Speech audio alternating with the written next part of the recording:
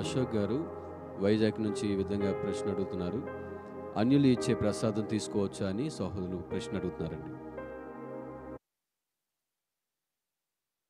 ప్రసాదాలు వీటి విషయంలో ఏం చేయాలన్నది లేఖన భాగంలో మనం చూద్దాం.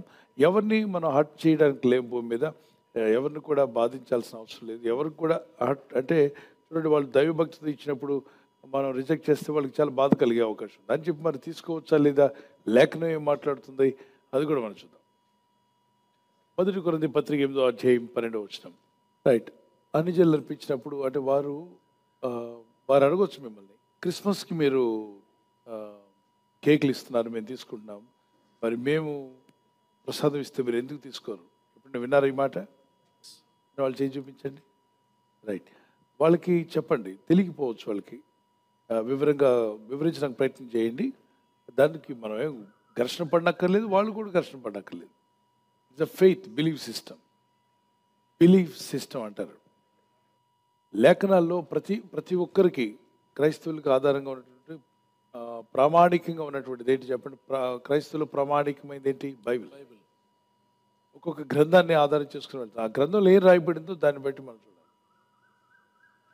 సో ఇక్కడ క్రైస్తవులు ఎప్పుడైనా కేక్ తయారు చేసి కేకుని యేసుప్రభు బొమ్మ ముందు పెట్టి అర్పిస్తారా? లేదండి. దైవార్పితం అంటారా? కేకుల్ని ఎప్పుడైనా యేసుప్రభు పటం ముందు కానీ యేసుప్రభు బొమ్మ ముందు కానీ పెట్టి ఇది మీకు అర్పిస్తున్నామని చెప్పి అప్పుడు ఆ తర్వాత తీసుకొచ్చి ఇవ్వడం ఎక్కడైనా మీరు చూసారా? లేదు. అంటే యేసుప్రభు ఆత్మస్వరూపి కనుక ఆయన ఆరాధించేవారు ఆత్మతోనూ సత్యంతోనూ ఆరాధించారు. ఎప్పుడు ఎక్కడ కూడా కేకులు చేసుకుంటారే కానీ క్రైస్తవులు వాటిని ఆరాధించరు, వాటిని దైవార్పితం అని చెప్పరు, యేసుప్రభుకి అర్పించరు. మరి ప్రేయర్ చేసుకుంటారు కదండి, ప్రార్థన ఎవరికి వాళ్ళు చేసుకుని తినడానికే తీసుకుంటున్నాను, మనకి శుద్ధీకరించు శక్తి బలం దయచేయని ప్రార్థన చేసుకుని మీ అర్పితం అనమాట. అది దైవార్పితం కాదు. ఎవరు అర్పితం?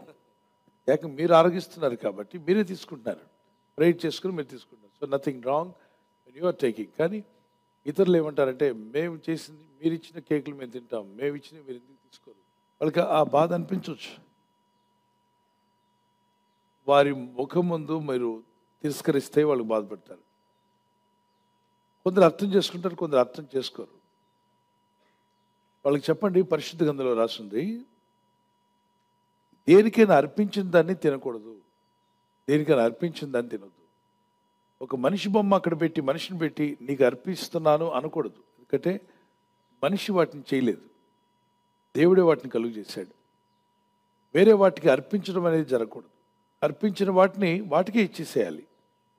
ఇప్పుడు మీరు అర్థం చేసుకోండి, బలి అర్పణ అని చెప్పాను అనుకోండి, ఎవరికి అర్పించారు? దేవునికి. అవి మళ్ళీ తెచ్చుకుంటారు ఇంటికి? వాళ్ళ తెచ్చుకోరు. హేబేలు అర్పించాడు బలిపీఠం మీద, వాళ్ళ ఇంటికి ఏమైనా తెచ్చుకున్నాడా? దైవార్పితం అంటే ఇక ఎవరికి వెళ్ళిపోయింది, వాళ్ళ మీరు తెచ్చుకోవాల్సిన అవసరం లేదు. దైవార్పితం అన్నప్పుడు ఇక దేవునికి ఇచ్చేసేయండి, మరి దేవునికి తీసుకురావద్దు, అది ఇంకెవరికి పెట్టనక్కర్లే.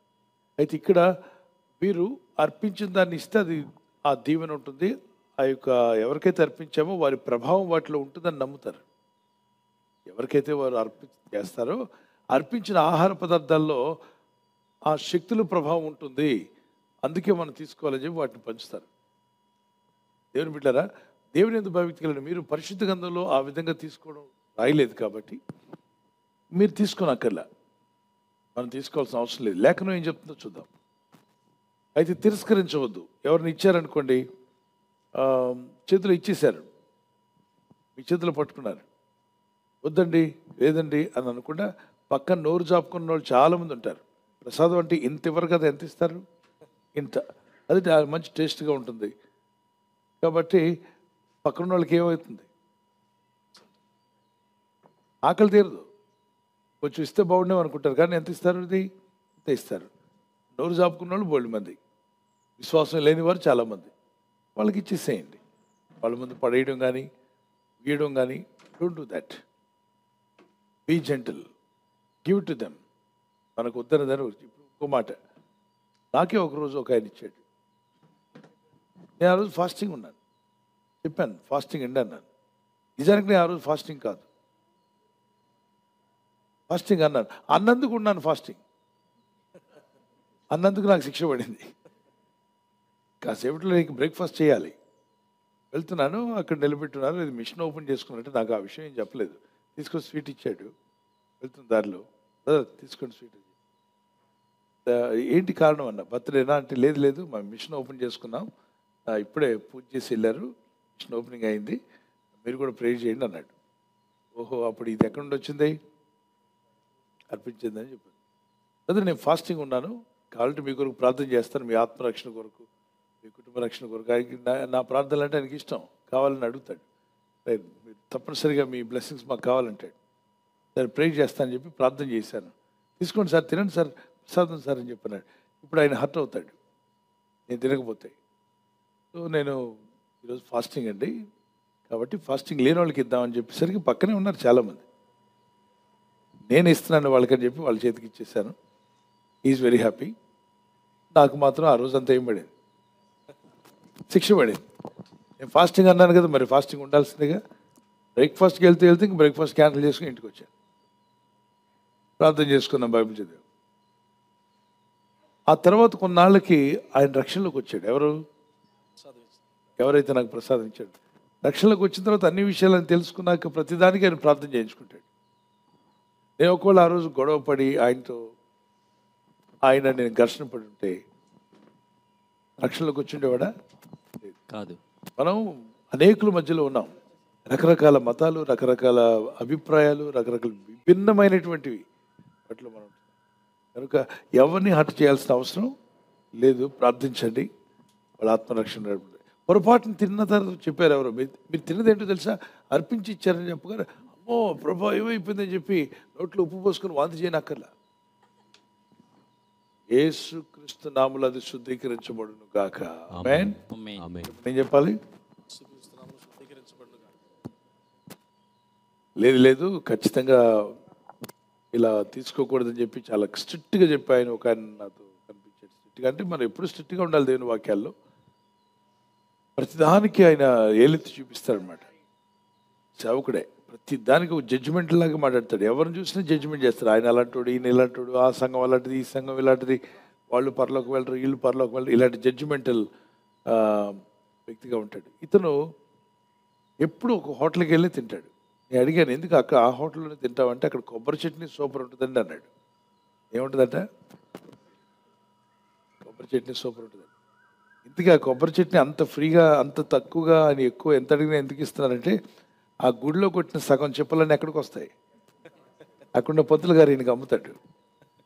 సో కొట్టినప్పుడు ఒక చెప్పు వాళ్ళది, ఒక చెప్పు పంతులు గారు అక్కడ వదిలేస్తారు కదా, అందులో మిగిలిపోయినవన్నీ ఈ పక్కన ఉన్న హోటల్ ఆయన తెచ్చుకుంటాడు. ఆయన చీప్గా ఇస్తాడు, పంతులు గారు చీప్గా ఇస్తాడు, నేను తెచ్చుకుంటాడు. దాన్ని ఏం చేస్తున్నారు, ఈ పాస్ట్ ఊరందరికి స్ట్రిక్ట్ అంటాడు, వెళ్ళిపోయింది అంటున్నాడు.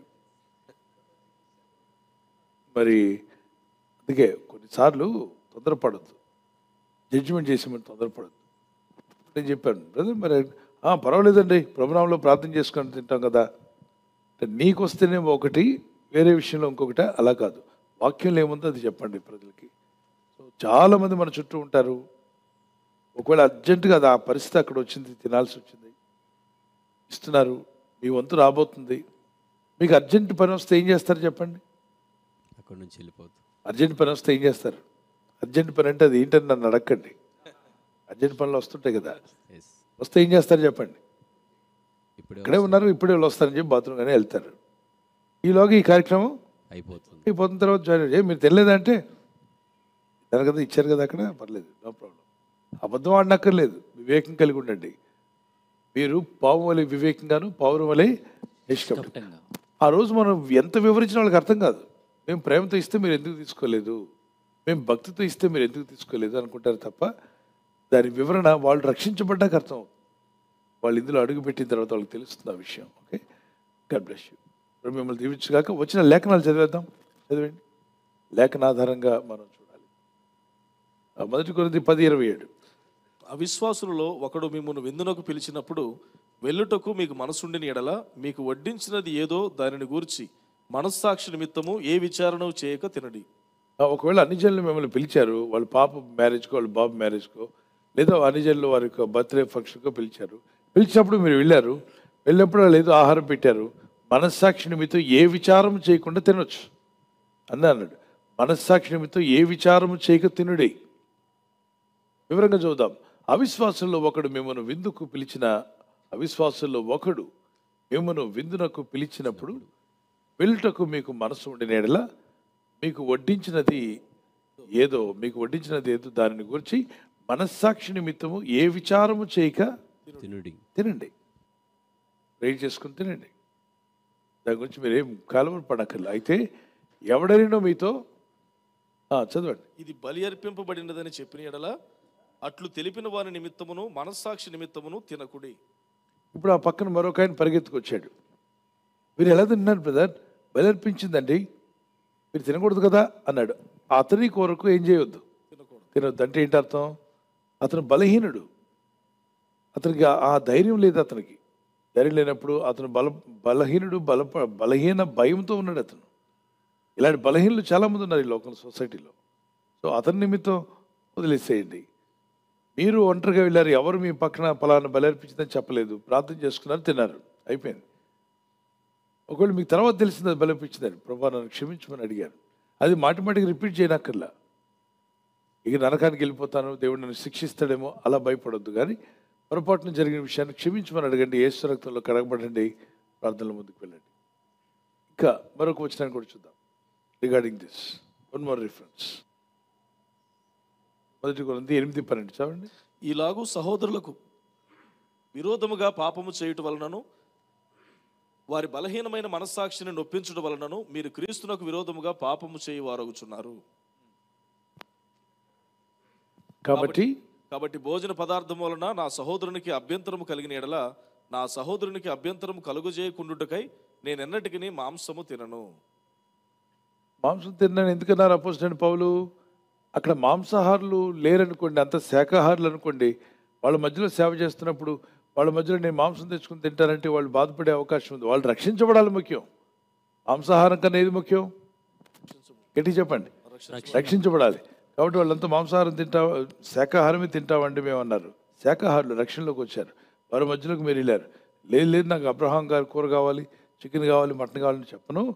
నేను వాళ్ళతో పాటు మాంసం తినకుండా వారు తినే శాకాహారమే నేను తింటాను, కానీ వారిని ప్రభు కొరకు రక్షణ నడిపిస్తాను. వారి ఆత్మలు రక్షించబడాలి, అది ముఖ్యం. మన తిండి కన్నా ముఖ్యం ఏంటి? రక్షించబడాలి, ఆత్మలు రక్షించబడాలి. సో మన పరిశుద్ధ గ్రంథంలో రాయబడి ఉంది, మరి అన్ని జనులు ఆచరించినప్పుడు వారు ఆరాధించే వాటికి అర్పించిన వాటిని తినొద్దు అని అన్నాడు. కాబట్టి విగ్రహార్పితమైన వాటిని మేము తినము. మరి మీరు ఇచ్చే కేకులు మేము తినాలంటే అది మేము ఎవరికి అర్పించట్లా. మరియమ్మకి అర్పించలేదు, యేసు ప్రభుకి అర్పించలేదు, ఎవరికి అర్పించలేదు. సంతోషంగా చేసుకున్నాం, మేము తింటున్నాం, మీకు కూడా ఇస్తున్నాం, అంతే. ఎవరికి అర్పితమైనది కాదు. మీరైతే అర్పిస్తారు కాబట్టి దాని మీద నమ్మకం ఉన్న వాళ్ళు తినండి. మీరు దాన్ని నమ్ముతారు, నేను నమ్మట్లేదు. ఆ విశ్వాసం నాకు లేదు. కాబట్టి ఇప్పుడు నమ్మని వ్యక్తికి అది ఇవ్వడం మీదే తప్పు అవుద్ది. విన్నారా? ఇప్పుడు ఒక అర్పితం పలాని వారికి అర్పితం అనుకోండి, దాన్ని నమ్మిన వారందరూ అది పంచుకుంటున్నారు. ఏమనంటే ఆ శక్తి మా మీదకి వస్తుందని తింటున్నారు. కానీ ఇక్కడ ఆ వ్యక్తి నమ్మట్లేదు. నమ్మనప్పుడు నమ్మిన వాడికి ఇవ్వాలి తప్ప నమ్మని వాడికి ఇవ్వకూడదు. వాళ్ళు కూడా ఇవ్వకూడదు. నమ్మట్లేదా? ఇది నేను ఇవ్వట్లేదు చెప్పచ్చు. Okay, God bless you. Praise the lord.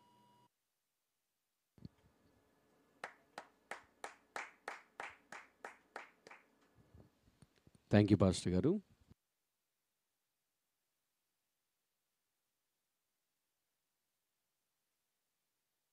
మంచి విధంగా ప్రశ్న అడుగుతున్నారు. మారు మనసు పొందకముందు లోకానుసారంగా ఒక అమ్మాయిని ప్రేమించి మారు మనసు పొందిన తర్వాత వదిలేయటం ఎంతవరకు కరెక్ట్? ఇలా చేస్తే ఆ అమ్మాయిని మోసం చేసినట్లా అని సహోదరు ప్రశ్న అడుగుతున్నారండి.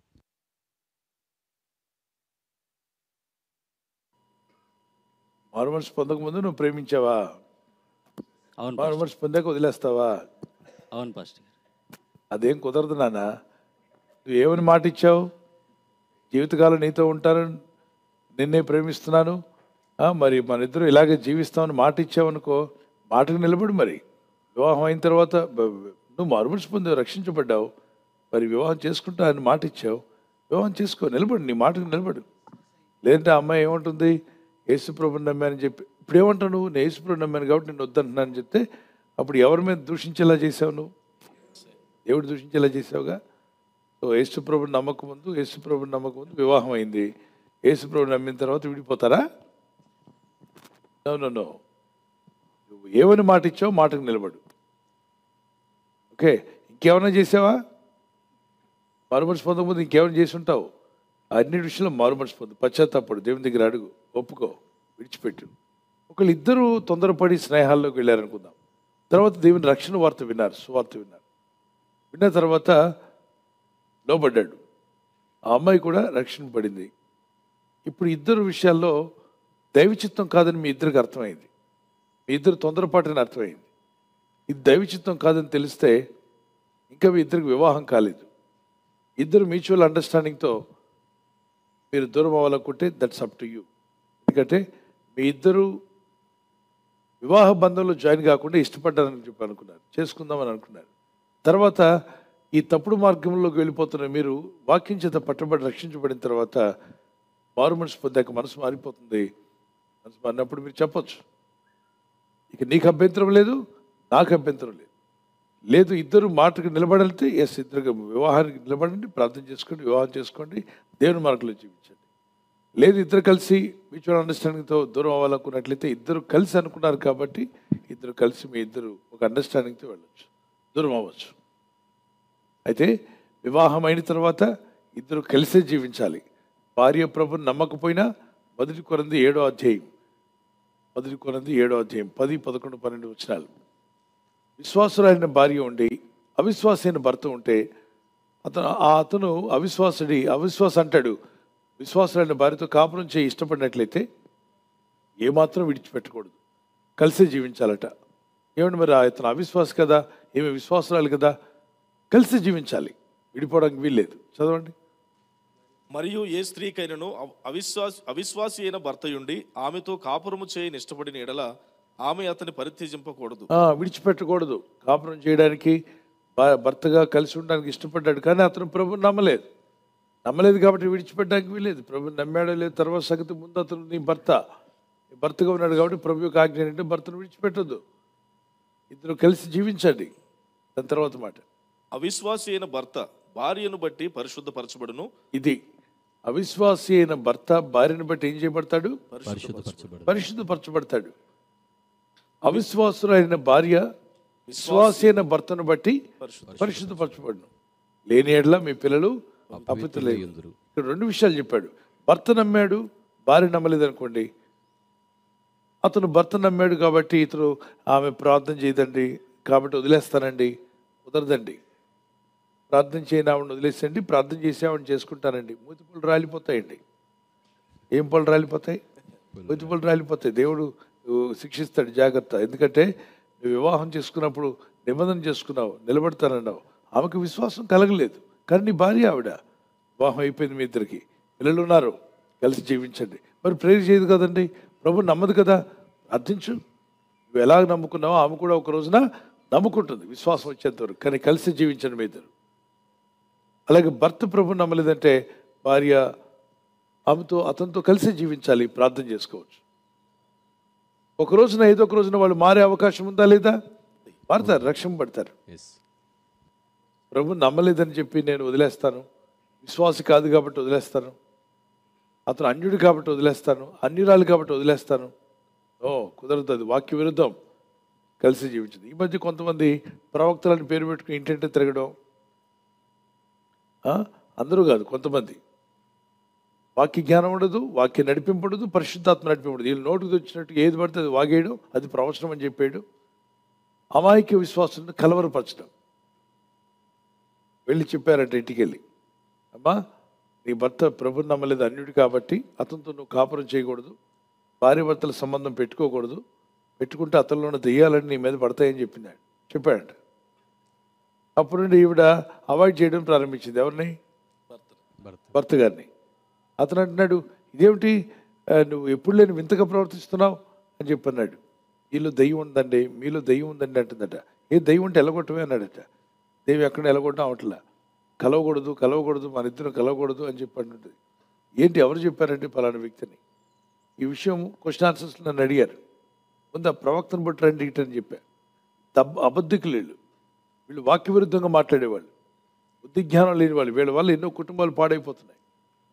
దేవుడు నమ్ముకుంటూ అప్పుడప్పుడు రక్షణలోకి వచ్చే వాళ్ళని కూడా చెడగొడతారు వీళ్ళు. చాలా డేంజరస్ ఫెలోస్. వీళ్ళు మారాలి. ఇంటింటి తిరిగి కుటుంబాల్లో దేవుని యొక్క వాక్యానికి ఆ వాక్య అవగాహన లేకుండా చేస్తున్నారు. ప్రభుని నమ్మకపోతే అవిశ్వాస అయితే, ఆయన భార్య విశ్వాసరాలు అయితే వాళ్ళిద్దరూ భార్య భర్తలు కలిసి ఉండొద్దని చెప్తావా? బైబిల్ ఏం చెప్తుందో చదివావా? చదవండి ఒకసారి. 1 కొరింథీ 7వ అధ్యాయం ఇప్పుడే చదివాం. 13వ వచనం 14వ వచనం చదవండి. మరియు ఏ స్త్రీకైనను అవిశ్వాసి అయిన భర్తయుండి ఆమెతో కాపురము చేయని ఇష్టపడిన ఎడల ఆమె అతన్ని పరిత్యజింపకూడదు. పరిత్యజింపకూడదు అంటే ఏంటి? ఇద్దరు కలిసి ఉండమనే కదా. ఇద్దరు కలిసి ఉండమంటే కాపురం చేయమనే కదా. సో భార్య భర్తల బంధం అనేది ఉంది అక్కడ. అవిశ్వాసి విశ్వాసి ఇద్దరు భార్య భర్తలు కాబట్టి కలిసి జీవించవచ్చు, కలిసి బ్రతకొచ్చు, వారి సంబంధాలన్నీ అలాగే కొనసాగించవచ్చు, వారి ధర్మాలు కొనసాగించవచ్చు. తర్వాత అవిశ్వాసి అయిన భర్త భార్యను బట్టి పరిశుద్ధపరచబడును, అవిశ్వాసురాలైన భార్య విశ్వాసి అయిన భర్తను బట్టి పరిశుద్ధపరచబడును. లేని ఎడల మీ పిల్లలు అపవిత్రుల యందురు, ఇప్పుడైతే వారు పవిత్రులు. ఒకరు ప్రభు నమ్మారు, ఒకరు నమ్మలేదు. ఒకరు నమ్మలేదు, ఒకరు నమ్మారు. అయితే ఇద్దరు కలిసి జీవిస్తున్నారు. ఎస్, తప్పనిసరిగా ఇద్దరు కలిసి జీవించవచ్చు, ఏమీ ప్రాబ్లం లేదు. వాళ్ళు కలిసి ఉండకూడదు. మీ ఆవిడలోని దెయ్యం నిన్ను పడుతుంది, వీళ్ళు అసలు వీడు చెప్పినోడికే దెయ్యం పట్టింది, చెప్పినోడికే దెయ్యం పట్టింది. ఎప్పుడు భార్యాభర్తలు ఎడగొట్టడానికి ప్రయత్నం చేయొద్దు. దేవుడు జతపరిచిన వారిని మనుషుడు విడగొట్టకూడదు అన్నది ఈ వాక్యం మళ్ళీ చదువుకుని మీకు అర్థమవుతుంది. అభిమానం ఉండొచ్చు సేవకుల మీద, కానీ అన్నీ నమ్మాల్సిన అవసరం లేదు. సేవకుల మీద అభిమానం ఉంది కదా అని సేవకుడు చెప్పిన అన్నీ నమ్మకండి. అది వాక్యంలో ఉందా లేదా అని చెక్ చేసుకోండి. నా మీద అభిమానం ఉందని నేను చెప్పినవన్నీ గుడ్డిగా నమ్మొద్దు. వాక్యంలో ఉందా లేదా చెప్పండి, వాక్యంలో ఉందా లేదా పరీక్షించుకోవాలి. Okay, God bless you.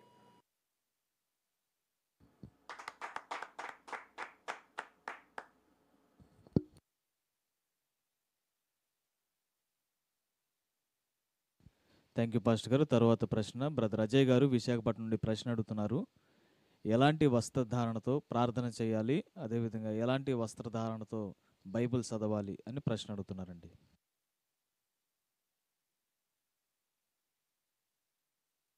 Bible చదివేటప్పుడు తెల్లబట్టలు వేసుకోవాలి. ఫుల్ నిండుగా ధరించుకొని తెల్లబట్టలు వేసుకుని చదవాలని ఏం లేదు. ఏ రంగైనా నువ్వు వేసుకో, కానీ ఒళ్ళు దేహము దేవాలయం కాబట్టి దేహమును కప్పుకునేటువంటి వస్త్రాలు మీరు ఏదైనా వేసుకోవచ్చు. మీ దేహమును కప్పుకునే వస్త్రము ఏదైనా మీరు వేసుకోవచ్చు. మత్తయి సువార్త 6వ అధ్యాయం 28వ వచనం మనం చదివినప్పుడు మరి సొలొమోను కూడా అటువంటి అలంకరించలేదు. అనేక రకాల పువ్వులకు అనేక రకాల రంగులు ఇచ్చాను కాబట్టి రంగులన్నీ కూడా దేవుడే కలుగు చేశాడు కనుక మీరు ఏ రంగు వేసుకోవాలన్నా ఓకే. కాబట్టి మరీ ఘోరంగా బ్లాక్ వేసుకుని చేయనక్కర్లేదులే. కానీ ఇప్పుడు మీరు డ్రెస్సులు వేసుకుంటే ఓకే, బ్లాక్ డ్రెస్ వేసుకుని వెళ్ళవచ్చు. మీరు ప్రార్థనలకి అంటే ఎక్కడ బయట పనులకి వెళ్తుంటారు, ఉద్యోగాలకు వెళ్తున్నారు, ప్రయాణం చేస్తుంటారు. ఒకరోజు నాకు విదేశాలు వెళ్ళినప్పుడు చాలా చలిగా ఉందంటే బ్రదర్ ఇంత చలిగా ఉంటుంది, మీరు కోట్ లేకుండా ఎలా వచ్చారంటే, నేను తీసుకురాలేదు, అన్నీ ప్యాక్ చేశాను కానీ బరువు ఎక్కువ అయిందని వదిలేసి వచ్చాను. తర్వాత తీసుకుంటానులే అన్న. వెంటనే ఆయన షాప్లోకి వెళ్ళి కొన్నాడు, కానీ నల్లగా ఉంది. ఏంటిది? కోట్. వదిలే బ్రదర్ అన్న, వేరే కలర్ లేదు వాళ్ళ దగ్గర, అది ఒకటే ఉంది, తీసుకోండి సార్, మీరేమనుకోద్దన్నాడు. చలికి చేతులు కాళ్ళు వణుకుతున్నాయి కదా, మీరు వేసుకోమన్నాడు. వేసుకున్నాను. బాగానే ఉన్నాం, ప్రార్థన చేసుకుని మాట్లాడుతున్నాం, వెళ్తున్నాం. ఆ ఫ్లైట్లో దిగినప్పుడు ఇంకో బ్రదర్, నన్ను తెలిసిన బ్రదర్ కలిశారు. పాస్టర్ గారు మీరు అనుకోలేదండి, మీరు నల్ల డ్రెస్లో ఉన్నారేంటి అంటాడు. నేను ఏ డ్రెస్లో ఉంటే నీకెందుకు, నీకేమిటి రోగం, నీకేం కావాలి చెప్పు. సార్ మీరు బ్లాక్ వేసుకోరు కదా, అది కోటు, చలికోటు, నలుపులో ఏమన్నా దెయ్యం ఉందనుకుంటున్నావా? నీ నెత్తి మీద జుట్టుకి ఏ కలరు అంటే తల మీద దెయ్యం కూర్చుందా చెప్పాలి. నలుపు అంటే దెయ్యం అనుకుంటున్నారా? కాదు కాదు. మీ కనుగుడ్డ ఏ కలరు? నలుపు. మీ కనుగుడ్డ ఉంది కదా, మధ్యలో కలర్ ఏంటి? నలుపు. దానికి వైట్ వేసుకోండి, మరి కుదరదు. అవుతుందా? అవ్వదు కదే. ప్రతిదీ మనం విపరీత మనుషులు అయిపోయాం. ఆయన ఏం వేసుకున్నాడు, ఈయన ఏం వేసుకున్నాడు, వాళ్ళు ఏం వేసుకున్నారు, అవి కాదు.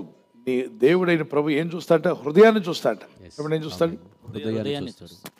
దీనికి రిఫరెన్స్ తీసుకోండి. 1 సమూయేలు 16వ అధ్యాయం 6-7 వచనాలు. 1 సమూయేలు, 1 సమూయేలు చాప్టర్ 16 verse 6 and 7. మనుషుడు పై రూపాన్ని లక్ష్య పెడతాడు కానీ దేవుడు హృదయాన్ని లక్ష్య పెడతాడు. చదవండి. అయితే యెహోవా సమూయేలుతో ఇలాగ సెలవిచ్చెను, అతని రూపమును అతని ఎత్తును లక్ష్య పెట్టకుము. మనుష్యులు లక్ష్యపెట్టు వాటిని యెహోవా లక్ష్యపెట్టడు. మరోసారి చూద్దాం. చదవండి. మనుష్యులు లక్ష్యపెట్టు వాటిని యెహోవా లక్ష్యపెట్టడు. 7వ వచనం మరోసారి చదువుదాం. అయితే యెహోవా సమూయేలుతో ఇలాగ సెలవిచ్చెను, అతని రూపమును అతని ఎత్తును లక్ష్య పెట్టకుము.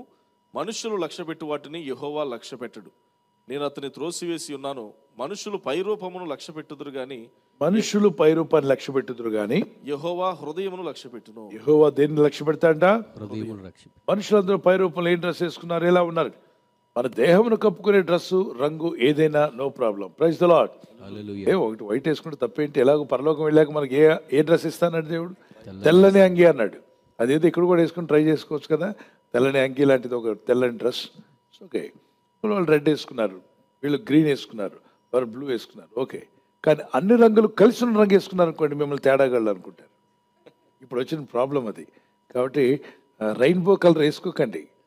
ఒకప్పుడు రెయిన్బో అంటే నోవా కాలంలో దేవుడు సూచన చెప్పాడు, జలప్రళయంతో నాశనం చేయనని చెప్పి రెయిన్బో చూపించాడు. ఇప్పుడు రెయిన్బోని దేనికి వాడుతున్నారంటే ఇక నేను చెప్పనక్కర్లేదు మీకు. LGBT ప్లస్ ఏదో ఉంది కదా, LGBTQ ప్లస్ అంటే ఇంకా వస్తుంటారు అన్నమాట, యాడ్ అవుతుంటారు, ప్లస్ మైనస్ అట్లా. సో వాళ్ళు వాడుతున్నారు. ఓ తమ్ముడు తీసుకొచ్చి మల్టీ కలర్ తీసుకొచ్చి అక్కడ పెట్టాడు. ఏమిటది అని అడిగా. బాగుందండి ఈ డ్రెస్సు, వేసుకుంటానని చెప్పన్నాడు. వేసుకుంటే వేసుకోగానే చూసిన వాళ్ళు నిన్ను తేడాగా అనుకుంటారు. ఇప్పుడు అలా మారిపోయిందంటే అవునవును మారిపోయింది. ఓ చర్చి ముందు ఇతర దేశంలో, అమెరికాలో చర్చి ముందు రెయిన్బో కలర్తో ఫ్లాగ్ కనబడింది. ఏంటిది అని అడిగా. ఈ ఫ్లాగ్ ఎందుకు పెట్టారు? ఈ స్టేట్ ఫ్లాగ్ అంటే కాదు, నేషనల్ ఫ్లాగ్ అంటే నాకు తెలుసు, అమెరికన్ ఫ్లాగ్ ఎలా ఉంటుంది, ఇది ఎందుకు పెట్టారని అడిగా. పెడితే వాళ్ళు చెప్పింది ఏంటంటే వాళ్ళ పాస్టర్ గారు ఒప్పుకున్నారట, ఎవరిని, ఇద్దరు మగాళ్ళు పెళ్లి చేసుకున్నా రావచ్చని ఒప్పుకున్నారట. కాబట్టి అలాంటి వాళ్ళు ఎవరైనా ఇద్దరు ఆడవాళ్ళు పెళ్లి చేసుకుని ఇద్దరు మగవాళ్ళు పెళ్లి చేసుకుని రావచ్చని ఆ చర్చి దానికి ఓకే చేశారట. సో దారి తప్పారు. దయచేసి వాళ్ళ కోసం ప్రార్థన చేద్దాం. అటువంటి సమాజంలో చాలామంది ఉన్నారు, వారి కోసం ఏం చేద్దాం? అసహించుకోవద్దు. వాళ్ళకి తెలియదు, వాళ్ళు ఆ అంధకారంలో ఉన్నారు. వాళ్ళ ఆత్మలు రక్షించబడాలని మనం ఏం చేయాలి? ప్రార్థన చేయాలి. అయితే మీకు తెలిసిన వాళ్ళు, దేవుని వాక్యం తెలుసుకున్న వాళ్ళు రెయిన్బో కలర్స్ వేసుకునే అవసరం లేదు. Okay, God bless you.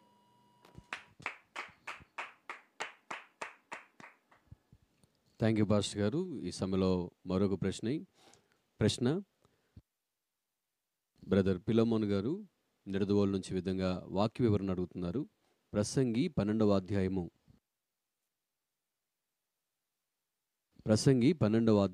6వ వచన వాక్య వివరణ అడుగుతున్నారు. వెండి త్రాడు విడిపోవును, బంగారు గిన్నె పగిలిపోవును, దారి యొద్ద కొండ పగిలిపోవును, బావి యొద్ద చక్రము పడిపోవును. ఈ యొక్క వాక్య వివరణ అడుగుతున్నారు పాస్టర్ గారు. వెండి త్రాడు విడిపోవును, బంగారు గిన్నె పగిలిపోవును, దారు యుద్ధ కుండ పగిలిపోవును, బావి యుద్ధ చక్రము పడిపోవును. ఏమిటండి ఇవి? ఇవి మానవ శరీరం గురించి మాట్లాడుతున్నాడు. ఎలా చెప్పగలరు? ప్రసంగి 12:1-2 నీ బాల్య దినములు యందే నీ సృష్టికర్తను స్మరణకు తెచ్చుకో. నీ బాల్య దినాల్లోనే, చిన్న వయసులోనే, యవన కాలంలోనే నీ సృష్టికర్తను స్మరణకు తెచ్చుకో. ఆయనకి ఇష్టంగా జీవించు. లేదంటే ఈ విషయాలేదో నాకు ఇష్టం లేదు, ఇదంతా వేస్ట్, ఈ బతుకు అనే రోజు వచ్చేసరికే ఈ టైం దాటిపోద్ది. వీటి యందు నాకు సంతోషం లేదని నువ్వు చెప్పు సంవత్సరం రాకముందే పాపం వెంట పోయే వాళ్ళందరూ ఒకరోజు అంటారు, చీ ఎందుకు ఆ పాపంలో బతికాను, ఎందుకు ఆ మందు తాగాను, ఎందుకు ఆ తిరుగుబతుగా బతికాను, చీ అని వాళ్ళకు వాళ్ళు అసహించుకున్న రోజు వస్తుందట. ఆ రోజు రాకముందే ఆ మార్గం నుండి బయటకు వచ్చాయి, అటు వెళ్ళకున్నట్టు. చదువుదాం. 1వదిగా, వీటి యందు నాకు సంతోషం లేదని నువ్వు చెప్పు సంవత్సరం రాకముందే, అంటే ముసలివాడు కాకముందే మారిపోవాలి. 2వ వచనం, తేజస్సునకును సూర్యచంద్ర నక్షత్రములకును చీకటి కమ్మకముందే, విజన్ పోకముందే, చూపు తగ్గకముందే. చెప్పండి. చూపు తగ్గక ముందే ఎవరిని తెలుసుకోవాలి? దేవుడిని తెలుసుకొని దేవుని మార్గంలోకి రావాలి. తర్వాత 3వ వచనం, వాన వెలిసిన తర్వాత మేఘములు మరలా రాకముందే. వాన వెలిసిన తర్వాత మేఘాలు మరలా రాకముందే. Old age the time of twinkling gloom. So old age అనేది రాబోతుంది.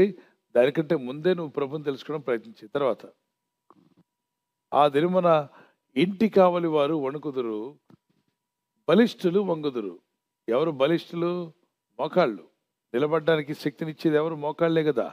ఆ మోకాళ్ళు సరిగా వంగిపోయి పని చేయకుండా వంగిపోతారు బలిష్ఠులు. మరి ఇంటి కావలి వారు వణుకుదురు. కావలి వారు చూడండి ఎలా వణుకుతున్నారు. పార్కిన్సన్స్ అంటారు కదా. కొంతమంది వృద్ధాప్యం వచ్చాక ఇలా గ్లాస్ తీసుకోవాలంటే ఎంతసేపు తీసుకుంటారు చెప్పండి? వణుకుతూ చెప్పాలి. చాలాసేపు తీసుకుంటాం. ఇలా తీయడానికి చాలా టైం పడుతుంది. అవునా? టక్కన తీసుకొని తాగరు. Yes. యవనంగా ఉన్నప్పుడు తీసుకొని తాగుతావు. తర్వాత పట్టుకోవాలంటే చేతులు వణుకుతూ ఉంటాయి. కావలి వారు ఏం చేయుచున్నారు? వణుకుతూ. వణుకుచున్నారు. ఆ వయసు రాకముందే నీకు వస్తుంది. ఆ వయసు రాకముందే యు కమ్ టు గాడ్. దేవుని ఎదుగు రా, దేవుని భక్తులు జీవించు. అప్పుడు దాకా ఎందుకు ఆగుతావు? అప్పటి వరకు ఎందుకు దేవుని దూరంగా ఉంటావు? కావలి వారు ఆ దినమున ఇంటి కావలి వారు. ఈ దేహం ఇల్లు అనుకోండి. దీనికి కాపలా ఎవరు? శనిగా ఎవరిని కొట్టబోతుంటే ఏం అడ్డం పెడతారు? చెయ్యడు. ఏదైనా వస్తువు మీదకి ఇసిరేసారనుకోండి, ఏం అడ్డు పెడతారు? చెయ్యే కదా. ఈ కావలి వారు వణికిపోయే రోజు రాబోతుంది. బలిష్ఠులు వంగుదురు. బలంగా మీరు నిలబడి నడవగలిగిన మీరు, మీ కాళ్ళు మోకాళ్ళు వంగిపోయే పరిస్థితి ఏర్పడుతుంది. తర్వాత విసరువారు కొద్దిమంది ఎగుట చేత పని చాలించుకొందురు. విసిరివారు కొద్దిమంది అగుట చేత పని చాలించుకుందరు. ఎవరా విసిరివారు? విసిరేది ఎక్కడ విసురుతాం చెప్పండి? తిరగట్రాయి విసురుతుంటారు కదా. ఇది చెప్పండి. ఈ పోస్తూ ఉంటారు, మినుములు పోస్తుంటారు, పెసలు పోయడం, తిరగట్రాయి తిప్పుతూ రుబ్బుతూ ఉంటారు. ఇలా తిప్పుతూ ఉంటే విసురువారు. ఇప్పుడు విసురువారు తక్కువ అవడం అంటే ఏంటి? పళ్ళు ఊడిపోయాయని అర్థం. పళ్ళు ఏమైపోయాయి? పళ్ళు బాగున్నప్పుడు నవలండి ఒకసారి నవ్వులుతారు. విసిరే వాళ్ళు 1, 2, 3 రాలిపోతున్నాయి అనుకోండి. విసిరివారు కొద్ది మంది ఒకటి చేత పని చాలించుకుందరు. అంటే మటన్ తినడం ఆపేదరు. అబ్రహాం కూర తినడం కూడా చెప్పాలి ఆపుచున్నారు. ఇంకా గట్టి బఠానీలు తింటుంటారు చాలామంది. బఠానీలు టక్కమని. విసిరివారు లేరు. బఠానీ లోపలికి వెళ్తే బయటకు వస్తుంది తప్ప దాన్ని కట్ చేయడానికి నమ్మడానికి ఉండదు. ఉన్నది 1, 2 పళ్ళు అవి కూడా పగిలిపోతాయి. కాబట్టి విసిరివారు బలంగా లేనందున పని చాలించుకుందరు. 6వది, తిరగటి రాళ్ళు ధ్వని తగ్గిపోవును, వీధి తలుపులు మూయబడును. తిరగటి రాళ్ల ధ్వని తగ్గిపోవును, వీధి తలుపులు మూయబడును. Little eating doors refers to lips. ఇప్పుడు వీధి తలుపులు అన్నప్పుడు పెదాలు మూయబడతాయి. తిరగటి రాళ్ల ధ్వని తగ్గిపోవు. మనం చూసే విసురువారు ఆగిపోతారని చెప్పాం కదా. ఆ ధ్వని తగ్గిపోద్ది. అవునా కదా? అక్కడేమో ఆపేశారు తినడం. ఇప్పుడు ధ్వని వస్తుందా?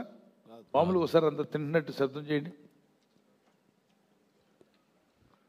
ఇక తినేదేమి ఉండదు. ముసలి వాళ్ళు బాగా వృద్ధాప్యం, మీరు ఓల్డ్ ఏజ్ హోమ్కి వెళ్ళి చూడండి, ఇలా ఉంటారు.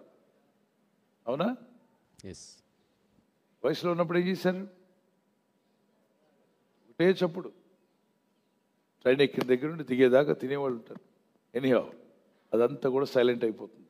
దేహంలో వచ్చే మార్పుల గురించి మాట్లాడుతున్నాడు. తర్వాత 7వ వచనం, పెట్టె యొక్క కూతకు ఒకడు లేచును,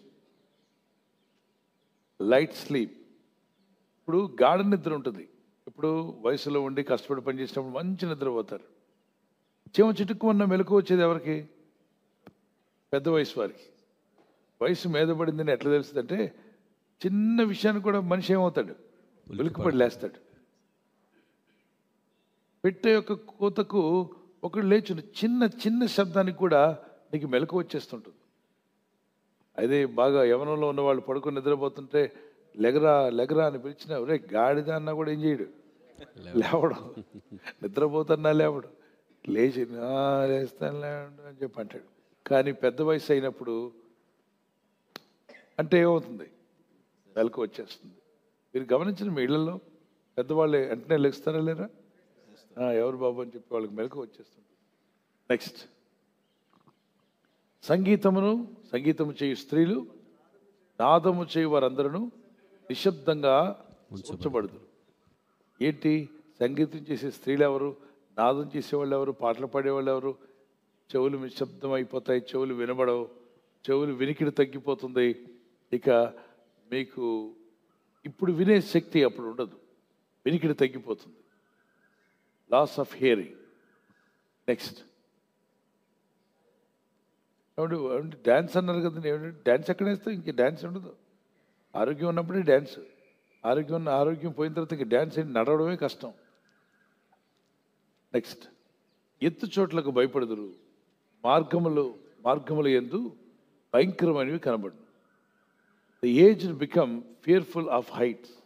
ఎత్తు చోట్లకు భయపడతారంటే, ఇప్పుడు చూడండి, అక్కడ ఎక్కడైనా వెళ్ళాలంటే, ఫస్ట్ ఫ్లోర్కి వెళ్ళాలంటే లిఫ్ట్ ఉందా అండి అని అడుగుతారు. వెళ్ళలేదా? విన్నాను. మెట్లు ఎక్కాలా? ఏంటి మెట్లు ఎక్కాలా? అవునండి, 3 అంతస్తులు ఉంటారండి అని చెప్తే, నేను రానులే, మా బాబు వస్తాడు. విన్నారా ఎప్పుడైనా? విన్నాం పాస్టర్. ఎత్తు చోట్లు అన్నప్పుడు ఏం చేస్తారు చెప్పండి? భయం వేస్తూ ఉంటుందండి, పడిపోతామేమోనని. ఎవరికి భయం వేస్తుంది? పెద్దవారికి, పెద్ద వయసు మీద పడిన వాళ్ళకి ఎత్తు చోట్లు అంటే ఏం చేస్తారు? భయపడుతుంది. ఆయనకి ఎంత పని అయిపోయింది, ఎక్సలెంట్ మీద జారిపోయాడు ఆయన. చాలా కష్టమైన పరిస్థితి కదా ఎస్. అది యవ్వనంలో ఉన్నప్పుడు జంప్, అదిగో కప్పగెంతినట్టు గెంతుతాడు. వాడు ముసలివాడు అయినప్పుడు, అమ్మో నేను ఎక్కలేను, మెట్లు అనేసరికి ఎక్కడానికి వెనకబడతాడు. యవ్వనంలో ఉన్నప్పుడు జంప్ చేసావు, కానీ నీకు ఒక రోజు రాబోతుంది, ఎత్తు స్థలాలు చూస్తే ఏం చేస్తావు? భయపడతావు. పాదము వృక్షము పువ్వులు పూయను, సింబలైజెస్ ద గ్రే హెయిర్. పాదవృక్షం పువ్వులు పోస్తుందంట, తెల్లని జుట్టు వస్తుంది. ఈ మధ్య మనం తినే తిండిలో కెమికల్స్ అవి ఇవి కలిపి రావడం వల్ల 30 ఏళ్ళకే జుట్టు ఏమవుతుంది? ఇది చెప్పండి, తెల్లబడిపోతుంది. మరి ఎవరికి అలంకారము? తెల్లని జుట్టు ఎవరికి అలంకారమట? వృద్ధులకు. బైబిల్లో ఉంది.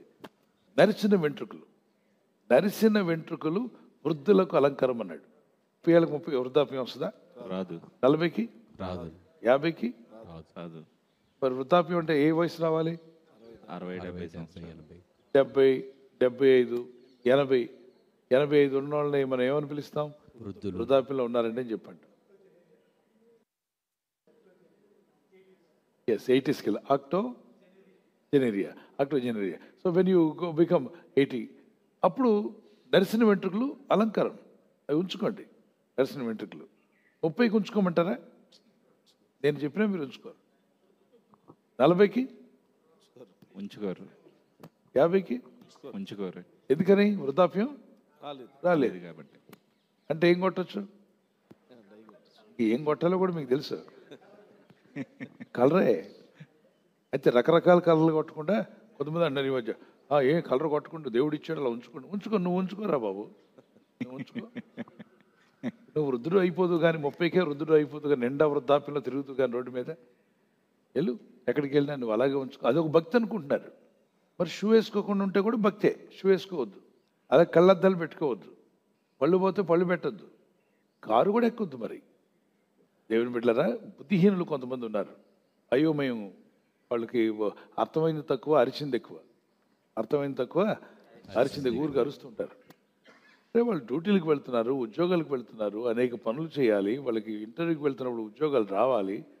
వయసులో వయసులో వరకు వెంట్రుకలు నడిచిపోయి, వాళ్ళు బ్లాక్ కలర్ ఉండేది, బ్లాక్ కలర్ పోయింది, మళ్ళీ బ్లాక్ కలర్ అప్లై చేస్తే ఓకే, నో ప్రాబ్లం. దానికి కూడా మీరు పట్టుకొని అలా ఎందుకు చేస్తున్నావు, ఇలా ఎందుకు చేస్తున్నావు? నీకు అంత ఎక్కువైతే నువ్వు మానుకో, మొత్తం వైట్ కొట్టుకో నీకు తల మీద. బూడి తీస్తాను, కొంచెం నెత్తి మీద బూడి తీసుకున్నాడు. ఎవరైనా ఎదురు కొట్టుకుని దానికి ఒకటే గోల నొసబెట్టి, వాళ్ళు అలా చేస్తున్నారు, ఇలా చేస్తున్నారు. అసలు భక్తులు కాదు. ఇవ్వడం అనడానికి భక్తిపరుడో కాదు ఎవరికి తెలుసు? దేవునికి తెలుసు. ఆ వ్యక్తి హృదయం దేవునితో ఉందో లేదో దేవునికి తెలుసు. నీవు తెలుసుకోవడానికి ప్రయత్నం చేయి. నీవు దేవునితో ఉంటున్నావో లేదో చెక్ చేసుకో. రకరకాల బుద్ధిహీనులు బయలుదేరి ఆ అవసరం లేని విషయాలను హైలైట్ చేసి ఊరికే మాట్లాడి అందులో ఏదో తప్పు చేసినట్టు. ఎవరు డై కొట్టుకుంటే తప్పే కాదు, అయితే అది మీకు పడకపోతే రోగం వస్తుంది, అంటే ఆ చర్మ వ్యాధులు రావచ్చు, కొంచెం ఇబ్బందులు పడవచ్చు. కాబట్టి మీ తలకు పడుతుందా లేదా అని చెక్ చేసుకోండి. డాక్టర్ దగ్గరికి వెళ్ళండి, ఒకళ్ళు టెస్ట్ చేసుకోండి. అది పాపం అని బోధించే కొంతమంది అయోమయాలు ఉన్నారు. అది పాపం కాదు పిల్లరా. నువ్వు డ్రెస్సులు వేసుకున్నావు, వస్త్రాలు వేసుకున్నావు, నీట్గా తయారయ్యావు, అది పాపం ఎందుకు అవుతుంది? నీ చూపులో పాపం ఉంటే, నీ అంతరంగంలో పాపం ఉంటే, నీ ఇంటెన్షన్లో పాపం ఉంటే అది పాపం. నీట్గా రెడీ అయితే దాని పాపం ఎట్లా అవుతుంది? ఓకే, కొంతమంది పాపాత్ములు ఉన్నారు. వాళ్ళ మనసు నిండా మతిష్కు నిండా పాపం ఉంటుంది, పాప బుద్ధులు. వాళ్ళు ఎవరిని చూసినా అంటే వీడి మైండ్ బురద కాబట్టి ఏమనుకుంటాడు, అందరి మైండ్లో బురదే ఉందనుకుంటాడు.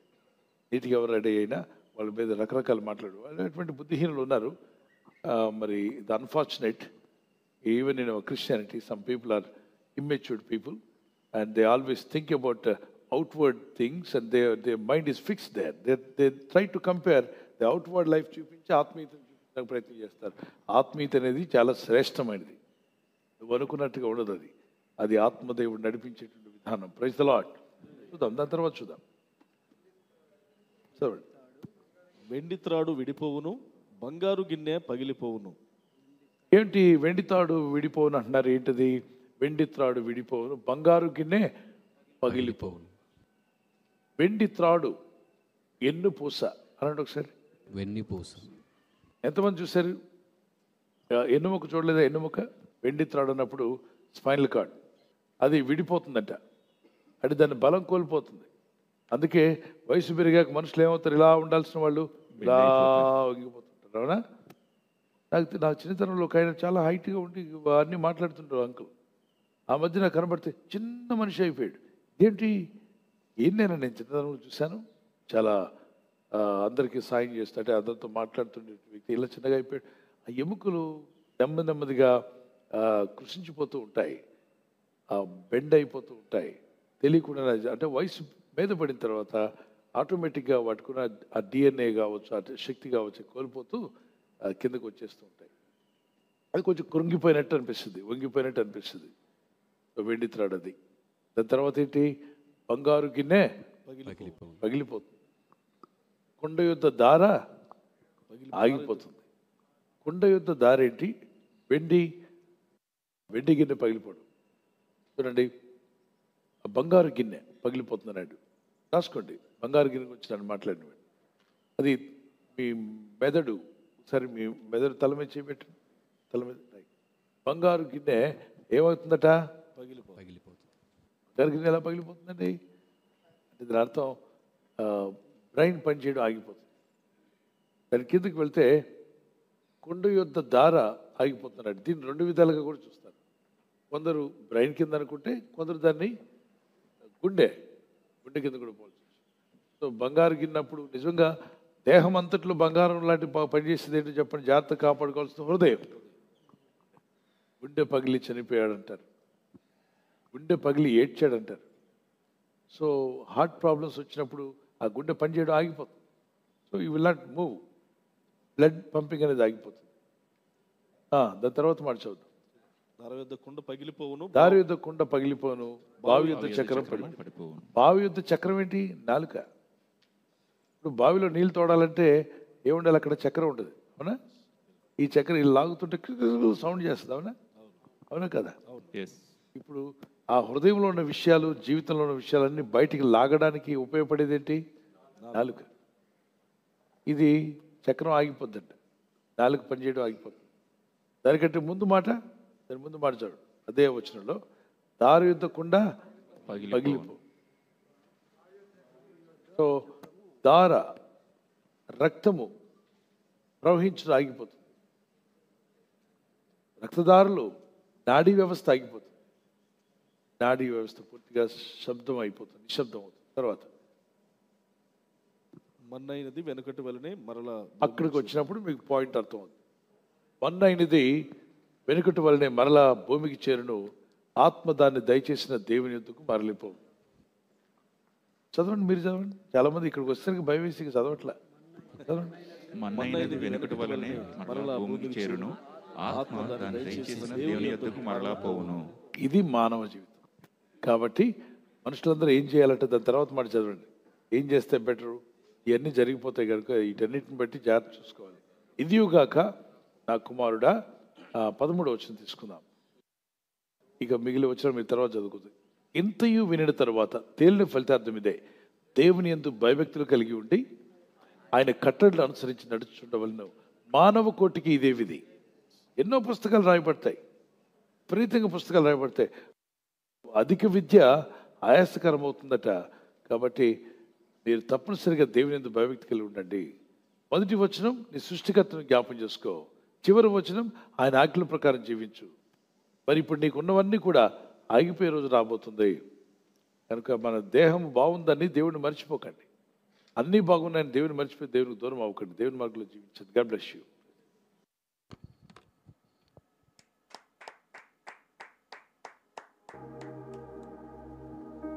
థ్యాంక్ యూ పాస్టర్ గారు.